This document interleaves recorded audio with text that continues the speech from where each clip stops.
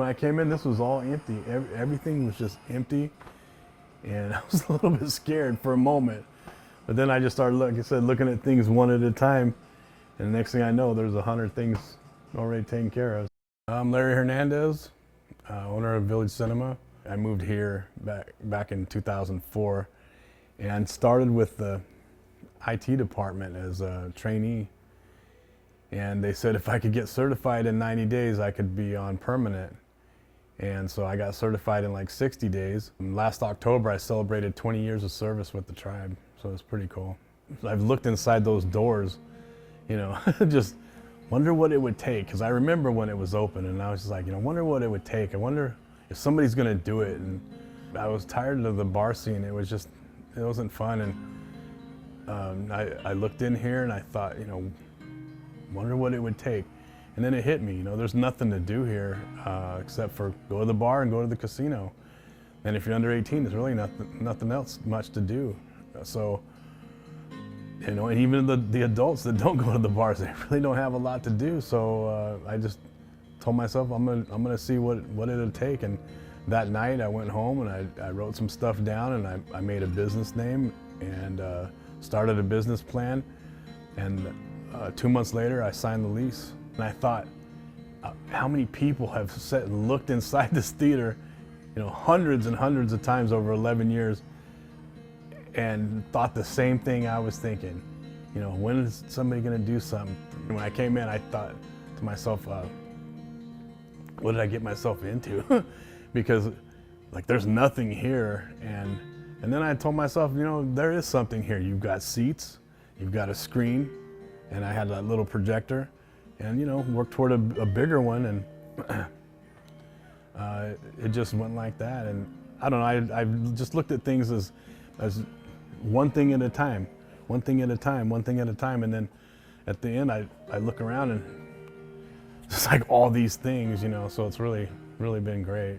After that, I started touring the different theaters. Went to the Garland first. Went to Ruby over in Chelan. It's really great. And then I went to OMAC too, but like I said, it's really great because the theater owners are so supportive. Maria over there at OMAC, you know, she tells me, you need to get 2 popcorn machines, you know, sell some caramel corn and sell some, you know, because she's really great. Original ticket dispenser. It's like, one adult, there you go. In the beginning, I did a tour. I opened a tour for the theater, like pre-renovation tour, because nobody had been in here in 11 years. And so people came and I screened Night of the Living Dead and had about 40 people show up and it was really great. It was really great. And so we did that. And then, and someone saying, you know, we really need to do something for the kids. I thought you were gonna do something for the kids. And so I did Gulliver's Travels. It's an old one, and I remember watching it when I was a kid.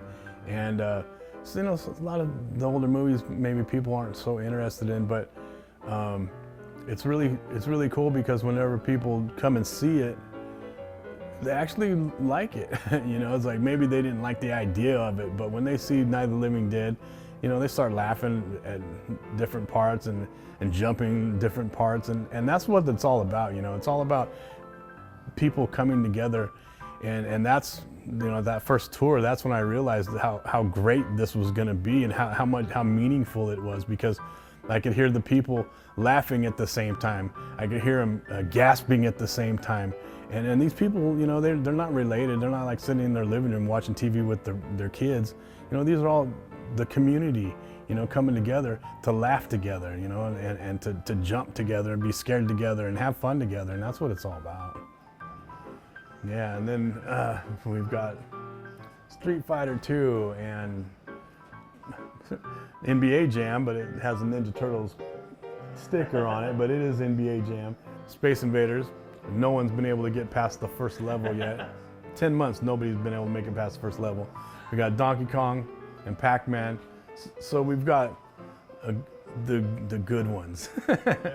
Back in 1968, if I'm right, the theater used to be across the street, and it was called Mason Theater. And it was demolished because they were building the third powerhouse. And so it had to be demolished. Everything over there was. And so they built the third powerhouse of the Grand Coulee Dam. And then when they were done in '72, they built this place. And it's the theater, the fire station is downstairs, the restaurant is above the fire station, and then we have the bowling alley too. The thing about it is, if you notice when you look outside, people drive by and they think it's a bunker of some kind of government building or something, you know? And it looks like that. And the reason it looks like that is because they built it to resemble the third powerhouse. They do this laser show from Memorial Day to Labor Day out here. It's really cool because the city told me you can't paint the place and you can't put any signs up on the roof. So I said well, I'm gonna put lasers on it and say Village Cinema or whatever I wanna do. So I bought a laser light projector, and I was outside maybe a month after I signed the lease, and I was doing a laser show up on the side of the building out front. And this local guy, he pulls in and he says, "Hey, is it okay if I watch this?" And I said, "Yeah, you can watch it, but they're doing the real laser show across the street right now." He's like, "I've seen that thing 100 times. I want to watch this." You know? So that was my plan, is I want to do like they did when they built the place to resemble the third powerhouse. I want to pay tribute to the dam and do the laser shows on the side of the building. Larry Hernandez was telling me all the theaters have personalities. Yeah. You know, what works at one theater might not work at another theater, and they're all just like individual people, you know, these theaters. And so, you know, I was telling them we're gaming and we're doing laser shows, and we're doing live performances and movies, of course. And you know, at some other places, the gaming might not work. The first thing that everybody does, I'm talking 100% of the time, first thing they do is they just look around and they go, "Oh, I remember," you know, and then they tell you a story of the last movie they saw, or they tell you about something that they did here, after hours party or whatever. Everyone's just reliving it, you know, and then they want to be back here again, and with all the retro stuff that we're putting in, you know, they really love it, and then they're bringing their kids here now. And like I was saying, it skipped a whole generation, you know, an entire generation of kids that have never been in here, that didn't even know it was a theater, and all the parents that used to come here and bring their kids are now adults, and these kids have kids, and that's what they want to do. They want to bring their kids back here where they used to go. They want to see movies that they used to see, and just relive, you know, the Village Cinema.